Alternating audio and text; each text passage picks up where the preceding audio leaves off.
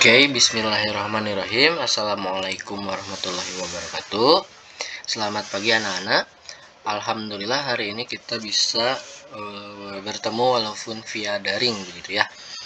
Hari ini, pembelajaran hari ini kita akan mempelajari mengenai teori masuknya Hindu Buddha di Indonesia. Silakan untuk dipersiapkan buku tulis dan pulpennya. Gitu ya. Oke, silakan untuk ditulis lagi peta konsep ini, bahwa teori masuknya Hindu Buddha di Indonesia ada 5. Yang pertama ada namanya teori Brahmana. Kedua ada teori Sudra, ketiga ada teori Kesatria, keempat ada teori arus balik, dan yang kelima ada teori Waisya. Oke. Kita mau langsung saja ke teori yang pertama. Oke. Teori masuknya Hindu Buddha di Indonesia. Yang pertama ada yang namanya teori Brahmana, dicetuskan oleh J.C. van Leer. Bagaimana sih teori Brahmana tersebut?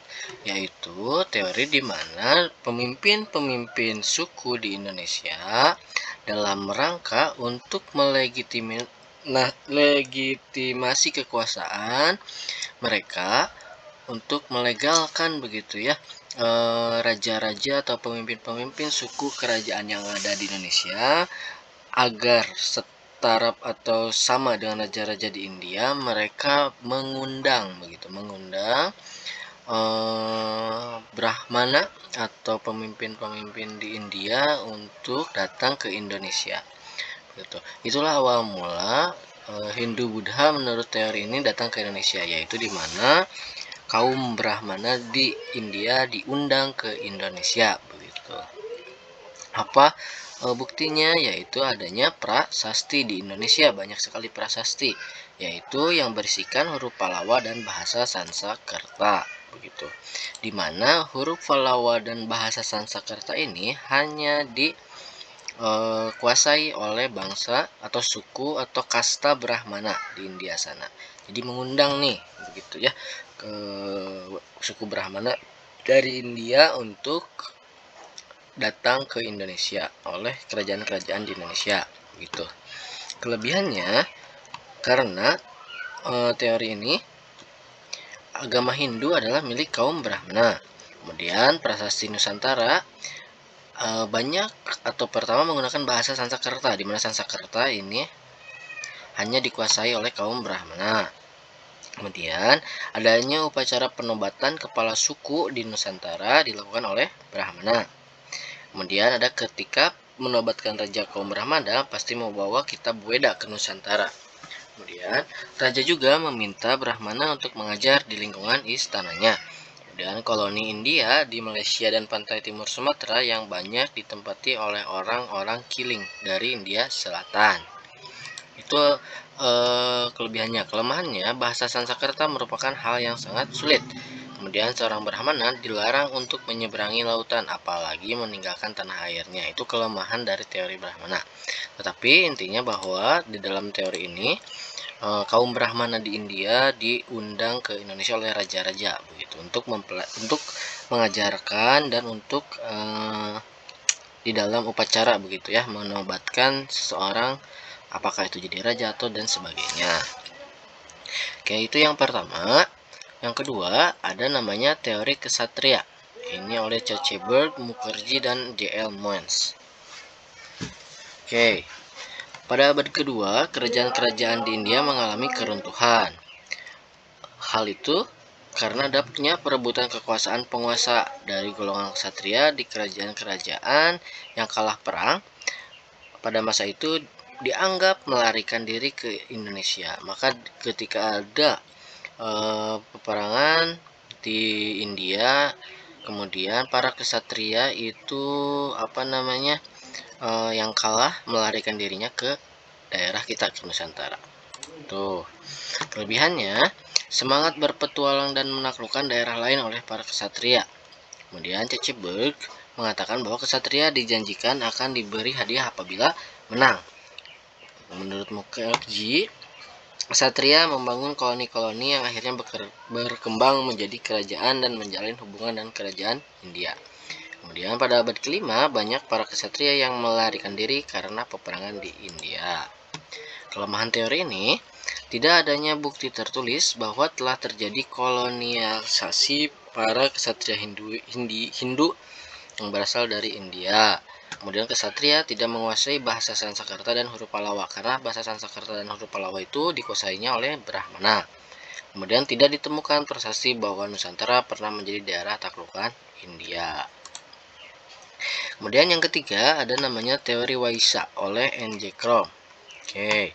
Hubungan dagang antara Nusantara dan India diawali sejak tahun 1 Masehi.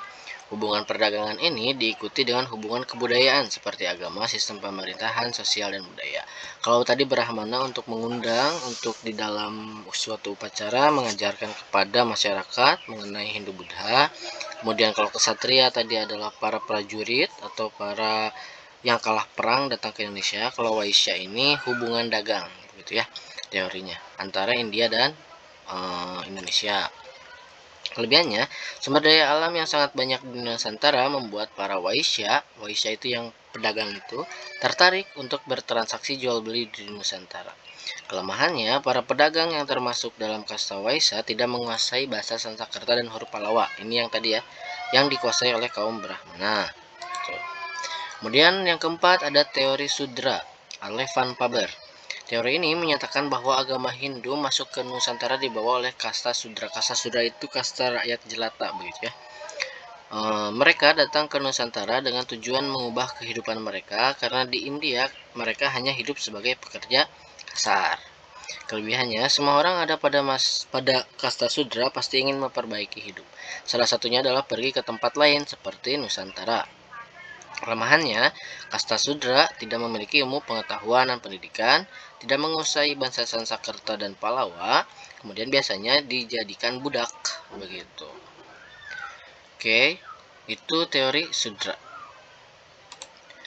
Nah, yang kelima namanya teori arus balik oleh F.D.K. Bos. Kalau arus balik ini, persebaran agama Hindu menurut ahli tidak hanya dilakukan satu arah, bukan hanya dari India ke Indonesia.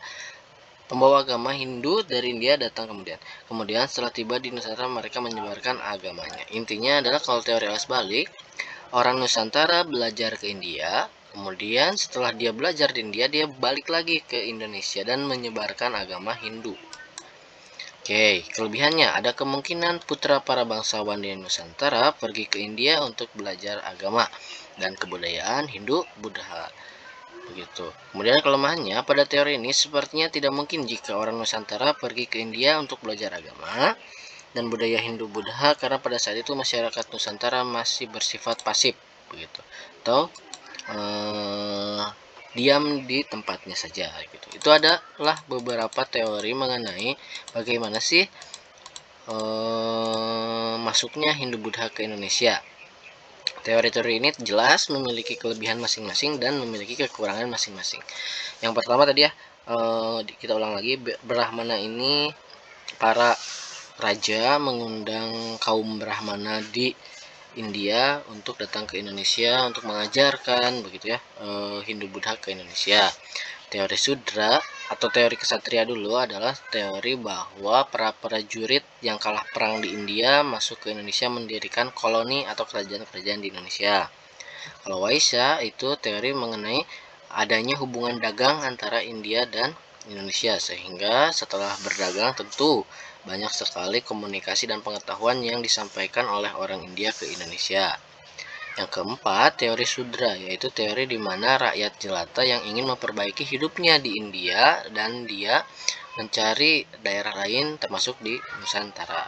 Kalau yang teori arus balik, yaitu adanya rakyat Nusantara waktu itu yang ingin belajar Hindu Buddha ke India, kemudian dia balik lagi ke Indonesia.